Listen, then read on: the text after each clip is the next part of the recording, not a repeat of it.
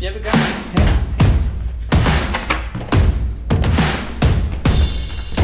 Alright, so we got this for 1 day, so we need to find something to do with it, and we need to see if it can take an FX6. So we'll call Klaus.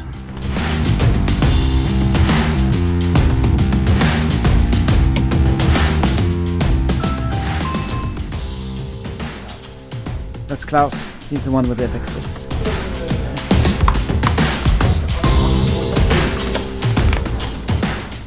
There. It's supposed to go on to this one.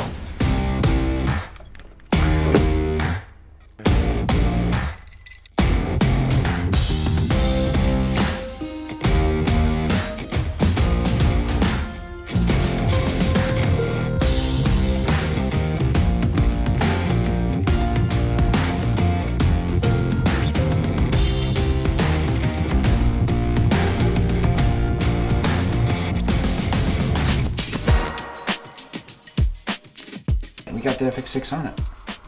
Surprised actually. I think we're gonna extend this out fully and see if we can get it into underslung. It does do the job, right? It does do it. Yep. Ja, den er gemt. Alright. Oh shit. What do you think about the weight? Is it too much? Or? It's heavy, but it's actually doable. Yeah.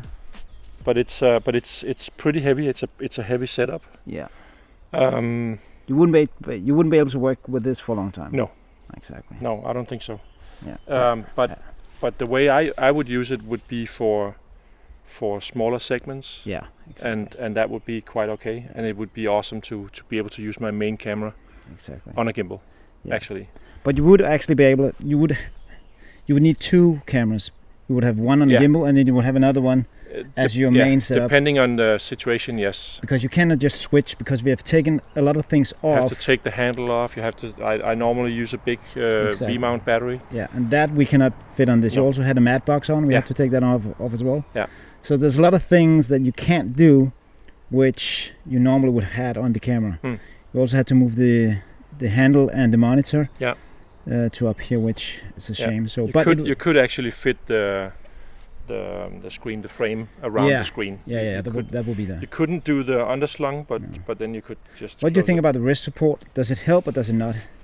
I think it's it's in the way, but I actually think it helps. Yes, so some like it. I like it because it just gives just a slight stable feeling in the wrist. I can see it with a big and heavy setup like that. Yeah. I can see that it supports your wrist, so like that is good. But for the smaller cameras, I don't see a point in it actually. Probably not. Yeah. But I like the stability. Yeah, I really like the stability. I've tried other gimbals. I used the old Crane. What was it? Crane 3S. Yeah. And that was super heavy.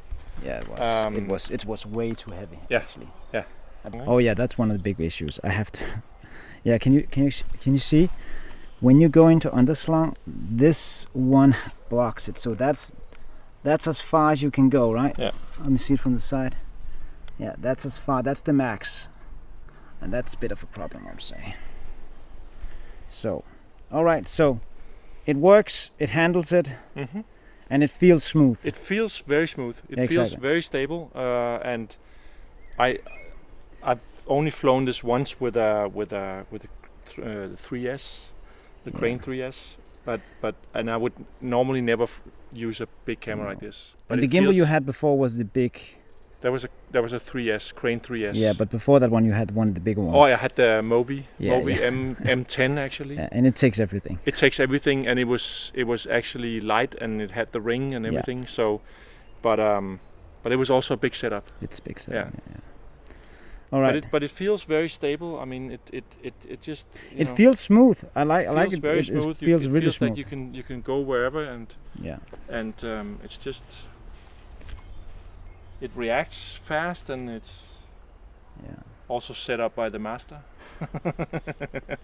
So all right, we're done with the FX6. We got it tested on the Crane 4, and it goes on there. It can handle it.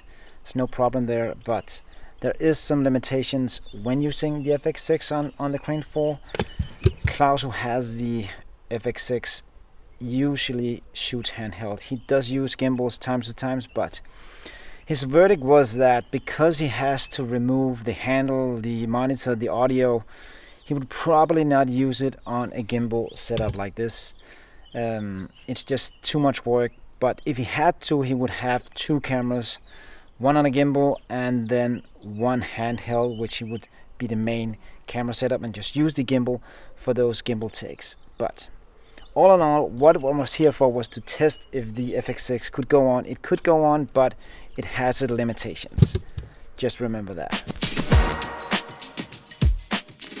So you probably want to see some footage shot on the Crane 4. I'm gonna put the Lumix S5 Mark II on this camera, on this gimbal, and I found this beautiful complex which we're gonna shoot some footage of. So here goes.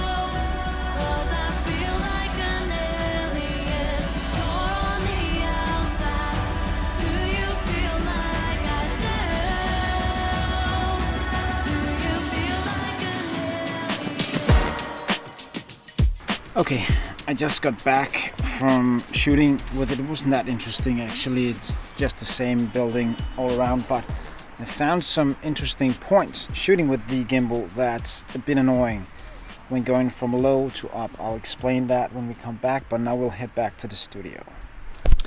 Alright, made it back to the studio. I just want to finish up the video because I actually don't have any more time with it, and the only thing I have shot is what you see, so I can't give you any verdict of how good and how smooth it is because I need more time with this gimbal. But one thing is for sure, it takes an FX6, and that's what I wanted to test because that was what was pointed out to me, if it could do that.